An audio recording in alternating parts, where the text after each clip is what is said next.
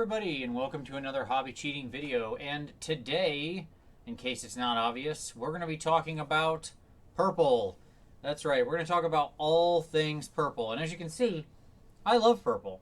I have lots and lots of purple paints. It's got some very standard violet and some very light. I've got the range from, goodness sakes, so many. I've got the range from war colors over here. In the violet range, they have both a violet and a purple. Still going to order the other one soon. Let's see, we even got a Citadel purple in there. How about that? We've got Badger's Ecchymos. I don't know. Some game color, some more game color, more game, model color, Reaper, model air. I don't know what that one was originally, but it's in this thing now. And then scale color African Shadow, which is actually a plum color, which is still in the purple range. This is not counting purple inks and washes that I have as well. Now, I didn't start this video like this to say, hey, look at how many sweet paints I have. That's not what I did this for.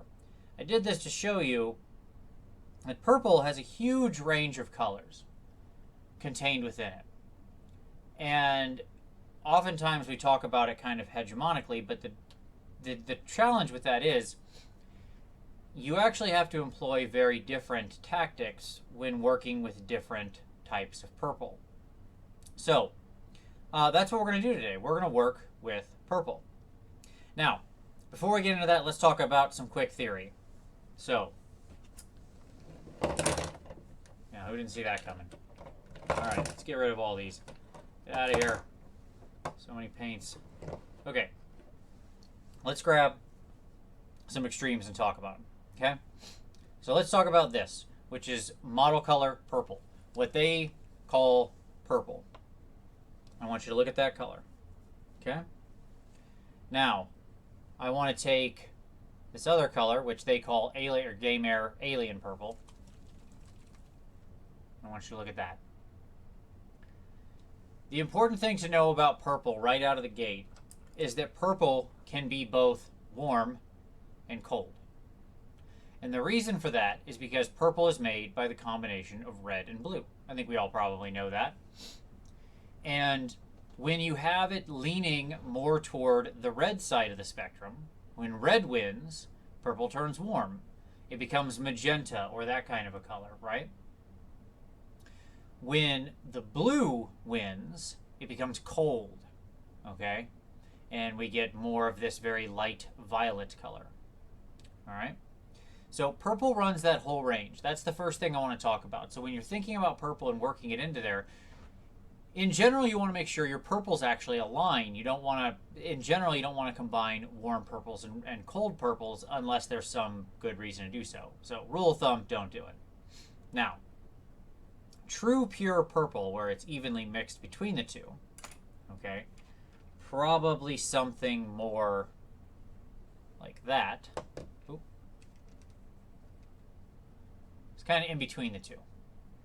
Neither warm nor really cold, just kind of in the middle. Now, the other thing I'll say about purple is this, and this is where a lot of people trip up. I see a lot of people having problems painting purple. They start with something, let's say in this color range here, and then they lighten up to, let's say, this color range here, okay? And then they wonder why everything looks bad, why they don't get good layers. You know, you work with reds, you can climb up into much brighter reds and still have them look very good because red is highly, highly translucent, okay? And as a result, it just blends really well. That's because when red is getting lighter, it's generally adding yellow, another translucent color. That's what's turning it orange, that's what's turning it brighter. However, you know, red with white added becomes pink, right? But purple tends to get lightened with white. So when we look at the lighter tints here that I have, okay, which all of these kind of fall into in some way or another, okay, all of these are lighter because of the addition of white or gray or something like that. This has a couple effects. One, it desaturates the color. You'll notice just the intensity of these two is much different. Look at how much more intense that color is than this. How much more saturated this one is. Okay. The second thing it does is white, as I've commented before, reflects light. Right? It's not translucent. White reflects all parts of the spectrum. All colors reflect light. That's how you see color. But white reflects the whole spectrum back at your eyeball. Meaning that when you layer with purple, it's going to be very, very, very obvious. Unless you really, really, really work your blends. And you've got to be very smooth. Doing smooth purple blends over large color differences, or just large color areas, can take a long time. But this is hobby cheating. We're not going to do that. We're going to make it quicker. So, theory out. Let's actually do this. So here I've got Nibbles, who is a little fig from Arcadia Quest. He's a little chibi fig. He's very adorable. And I've been meaning to do some work on him for a while, so let's do that. So I want to start with something fairly mid-range in the purple spectrum. So I'm going to use my violet 4. It's just fairly purple. I'm going to grab that over here. Now, you'll notice the first thing that I did is I zenithal highlighted. I zenithal highlight for almost everything. But when working with purples, it's even more important to zenithal highlight. So I'm going to get a 4 here, but I'm also going to get, where's my darkest one? There we go. Okay, so that is really dark, right? Shaded all the way down. Now, when purple is very saturated and very strong and has almost no white in it whatsoever, it becomes incredibly translucent. One of the nice parts about working with purple, when it's got no lightness to it, is that it looks amazing over zenithal highlighting. So we're going to take and we're going to water this purple way down. Just doing that over here on the palette real quick. We're going to do the old thumb test. See how watered down we got it. But you can see how translucent that is on my thumb. That's why when people ask for recipes to thin paints, there's no universal recipe. So if you're a person who's ever asked that, stop it. There's no such thing. Okay? Because to get this purple into a thin glaze is going to be much easier because it is a naturally translucent paint. Versus, say, this color, which it has a lot more white or gray or something that is highly reflective of the spectrum, and as a result will thin much more difficultly. So, got that thin down, and I'm just going to take it, I'm going to go over my zenithal highlighting. And you'll notice how much of an effect that has, i.e. not much. I could also do this with like an ink, I could do this with, with any of 100 other things. And I'm always trying to pull the paint down toward the shadows. I don't want it to, when I'm working in paint this thin, I always wipe off my excess first, okay? And I make sure we pull down, down, down, down into the shadows. As always, brush control, directionality, these are the basics you gotta just internalize to the point where you're not even really thinking about it, okay? And it's just, that's what you're doing. So I know like this area here is going to be a shadow, so I naturally want to pull my paint toward it. Same with here toward this ridge. So I pull my paint toward it. Now I'm not going to purple the whole figure out, just enough so you get the idea. But one of the advantages with purple when it is so thin is that when it goes over the zenithal highlighting, as you can see we did here with the dry brush, right? What happens is you can see all that beautiful zenithal highlighting just pop right out. So like here on the shoulder, for example, you can see how bright white that is. Okay? So if I thin my paint way down,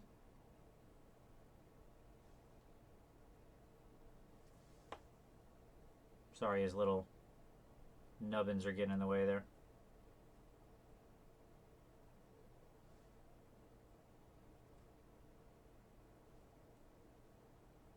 You'll notice that I can maintain a lot of my brightness up on that shoulder versus down in the lower area. But, of course, that you already know. I covered that 50 videos ago, the advantage of zenithal highlighting and glazing.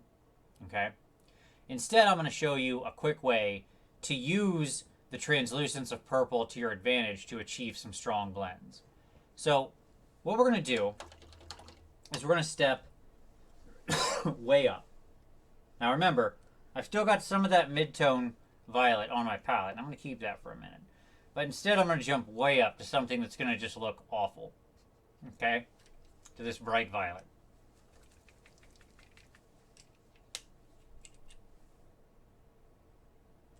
Then I'm going to tell you why what I'm about to do is wrong. Now, one of the things that people often want to do when they jump up with purple is they get some of this lighter color, right? You can see how much more transparent that is. Okay? They get some of that lighter color, and they're going to come up here, and I'm going to work it in now. My paint is still wet, so I'm almost wet blending here, unintentionally. They work it in, and then what happens is you get this really hard line in between the two. My issue with trying to highlight with lighter colors of purple like this is that you've got to be very careful, because often these lighter colors will have different amounts of blue-red mix. So you'll end up with a different tone of purple on here, not truly picking a highlight. Instead, okay, we're going to cheat. And the way we cheat with purple, so very quickly I'm going to grab some of my dark purple because I want to darken that down again. You can see this doesn't work for two reasons. One, I get really hard lines in between the two, right? Like very, very stark. I thinned these the same amount, okay? Look at how much shows through here. Look at how much shows through here. Again, that's a problem. Two, this is a different tone. So even with it wet blended a little bit, it still didn't really come into shape. So we're going to go back to the original purple. I'm going to try to bring that back in line.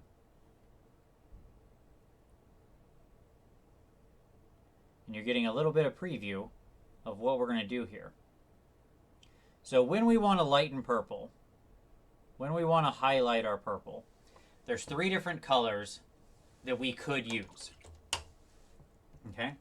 Well, there's many we could use, but there's three we're going to talk about today. Okay? So, the first thing we could use is white. Good old classic white. The universal highlight color, right? Okay. The second thing we could use is gray. Probably a kind of light gray. Softer. It's not going to be quite as stark, but still basically just a white black. Lastly, we can use skin tone. Okay? Now, depending on the color you're working in, one of these is the right answer. If you're using your warm purples, okay? If you're using your purples that are either straight purple, like just literally straight purple, something like my violet 4 or 5 here, which are pretty purple, okay? This is a close to even ratio of red and blue. Or you're leaning into the warmer side, more red than blue. Flesh tone of many different varieties can be a great way to lighten your purple. Okay? Because flesh is not as reflective. The flesh paints out there are not as reflective as pure white or pure gray. It's going to blend easier. It's going to enrich and it's not going to sap all the color right out of it. These two will desaturate your purple pretty fast. This, less so. So not only do you get smoother blends, but you also still get a richer color. So I'm going to take some of this light flesh. This is just Vallejo light flesh. Get it over here on my palette. And what I'm going to do is just kind of take my original dark purple and pull it out some here and mix it in with some of the flesh. I'm going to make kind of a little stair step of it here. Okay. So what I get on my palette is something like that. You can see I go from very up until the flesh tone itself. Just trying to connect them, and I'll just keep smoothing that out. Now, but I kept some of that original purple because here's the key. Here's your hobby cheating with purple tip. Okay? What you want to do when you want to highlight purple, or at least a quick way to do it. Let me say it that way. Here's a fast way to do it. This isn't necessarily the right way. There are many ways to do it. But here's my particular trick. You'll notice that by adding that flesh tone, look at the original underneath. So look at how much warmer this is than this. And that's my point about warms. If you're working in cold purples, more blue, then you generally want to stay away from flesh tone because it's going to cause a weird contrast. In that case, you're going to have to settle for the white or the gray and make do. So I want to highlight the top of his shoulder here. So to do so, I'm going to put some of it on here. Okay. Nice little circle of it. You'll notice that is insanely stark. I'm going to rinse that off. And then I'm just going to void some of the edge here. Just go in with a little wet brush and just kind of smooth it around. And what I'm doing is just pulling it thinner with an empty wet brush while the paint was still wet. A little bit of void, a little bit of spit blending, whatever, something in that range. What I'm doing is just pulling the edges of it down. Okay? So now we've already kind of smoothed the transition out some. But then what I'm going to do is go back to my purple color, back to my original dark, extremely translucent purple. Okay? I'm going to let this dry all the way. Because what I'm going to do is blend right over the top of that completely. Okay, I'm not going to hold anything back. And the reason for that is because what I want to do is create a couple quick layers. So that there's some of the... So what I get is a stack of non-translucent and translucent paint. Okay?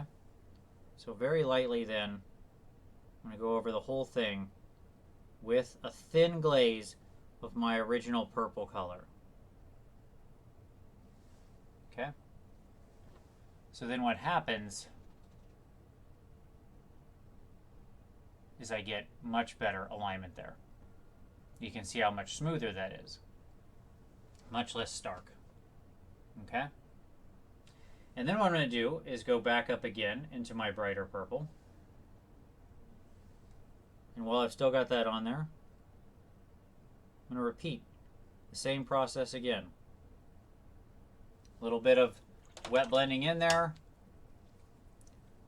A little bit of spit blending.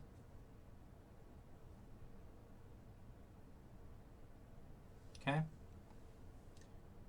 And now it's quite smooth. And now I'm going to go up to a higher color. I'm going to stay thin. I don't want to be too thick with this. And I want it to dry a little slowly. You can see now I'm up to like almost the pure flesh color there. But that's because I can do that. My paint's still wet. And I'm going to split blend it in there.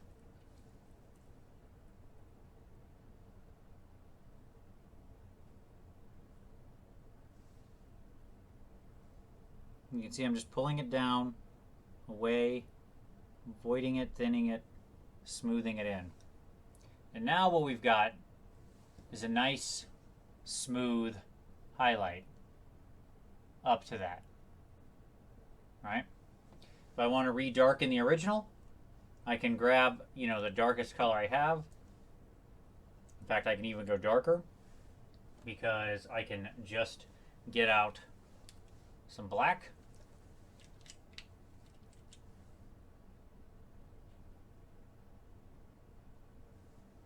We're going to talk about other ways you can shadow in future videos when we talk about color desaturation, but for now we'll stick with just a little simple black. I'll mix just a tiny amount of black into my thin purple glaze.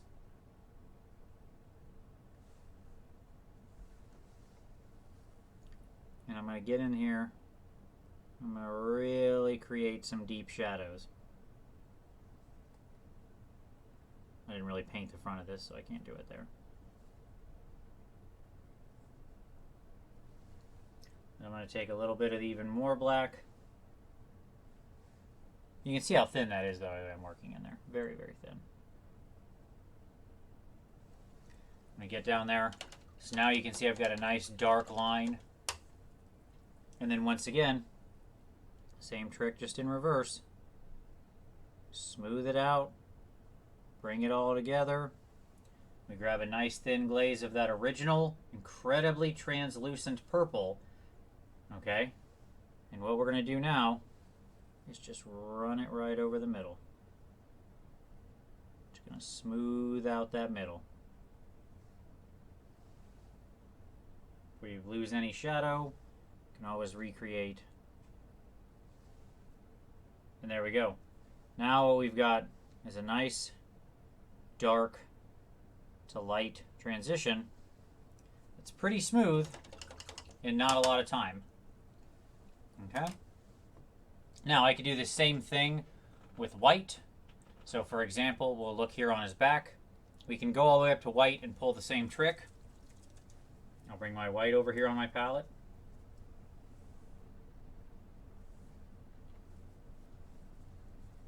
Now white is a very stark color. It's not going to take much of this to create an incredibly big jump. So we've got to be careful. We want to start somewhere in the middle. We'll do it right here on his back so you can see what I'm going to do.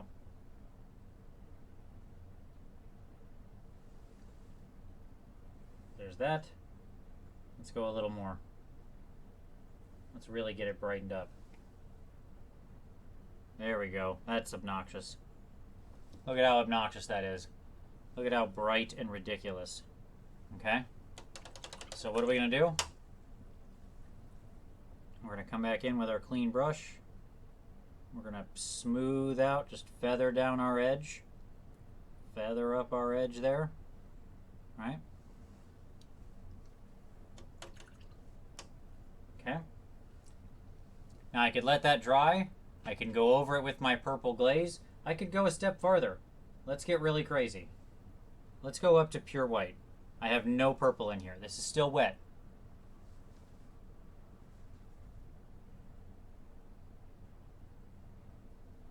It's going to mix right away on there because I'm still wet blending it. Right?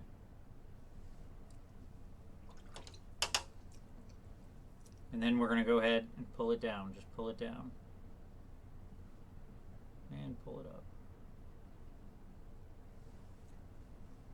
And then once again, we're not quite as smooth as maybe we could be. We can see that's a little rough. But let's get in here. Let's thin out our purple a little again. Our original, we always keep that same translucent dark purple handy. We're going to start up a little bit and we're just going to smooth it down. We grab some of that black and we create our deep, deep, deep shadow. So this is one of the advantages to painting a section of a thing at a time, as opposed to doing one color over the whole model, next color over the whole model. I see a lot of people have challenges with blending a lot. When you focus on just one part, like this, notice that I was able to use the glaze of the paint, using it thin, keeping it wet, to spit blend it, to void blend it, to wet blend it, to keep all of this going easily. And now look, we go from our very, very dark shadow here all the way up to our very light purple. And that is a pretty smooth transition for what? I don't know, a minute of work? I wouldn't say that's too bad. Just work your way around the model. You do each piece of his armor. Bing, bang, boom. You've got a pretty good looking fig. Okay? So, there we go. What are our keys for our extreme blends for working with purple? Let's review. 1. Know what you're dealing with your purple. Are you dealing with a true purple? Are you dealing with something more cold, a more cold purple? Or are you dealing with a more warm purple based on how much blue or how much red is mixed in. Okay. When you're dealing with more pure or darker purples, they will tend to be much more translucent. So all of these purples I'm laying out here will be very, very translucent colors.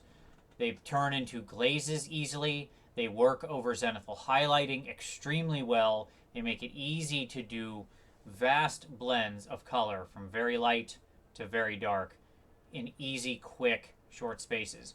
Use the translucence of this paint to your advantage. Okay? So when you're working with purple, you can lighten it up with very easily with white, gray, or a flesh tone.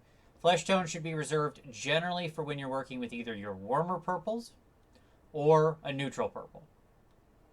Okay? In either case, what you can do is build your highlights and then use the translucence of the purple to smooth the edges down, to darken everything down. So you create a strong highlight, maybe you feather the edge a little bit, and then just use a thin purple glaze to smooth that transition.